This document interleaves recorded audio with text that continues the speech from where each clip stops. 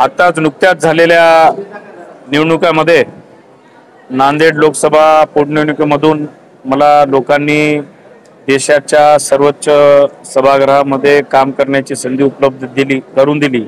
त्याबद्दल मी तमाम जनतेचे हार्दिक असे आभार व्यक्त करतो की नांदेड जिल्ह्यातून लोकसभेच्या पोटनिवडणुकीमध्ये त्यांनी माझ्यावर विश्वास टाकला। आणि आपण बघू शकतो की नांदेड जिल्ह्यामधले अनेक प्रश्न या ठिकाणी प्रलंबित आहेत। 4 महिन्यापूर्वी जी लोकसभेच्या निवडणुका पार पडल्या, स्वर्गीय खासदार वसंतरावजी चव्हाण साहेबांना जनतेने त्या ठिकाणी खासदार म्हणून आपला प्रतिनिधी म्हणून संसदेमध्ये पाठवलं होतं। आणि त्यांच्या पश्चात त्यांनी जे स्वप्न बघितलं होतं नांदेड जिल्ह्याच्या विकासाचे, त्यांची स्वप्न पूर्ण करण्याची जबाबदारी आता या ठिकाणी माझ्यावर पडलेली आहे। निश्चितच मी सर्वांना विश्वासात घेऊन त्यांची स्वप्न पूर्ण करण्यासाठी प्रयत्नशील असेल।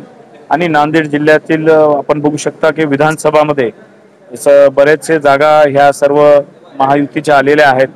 आणि मी काँग्रेस कार्यकर्त्यांना निश्चितच या ठिकाणी सांगू इच्छितो की आपण सर्वजण जी महाविकास आघाडीची जी सर्व मंडळी आहे एकत्रितरित्या काम करू आणि निश्चितच येणाऱ्या काळामध्ये ज्या स्थानिक स्वराज्य संस्थांच्या ज्या निवडणुका होणार आहेत त्यामध्ये मोठ्या प्रमाणात यश आपण मिळवू।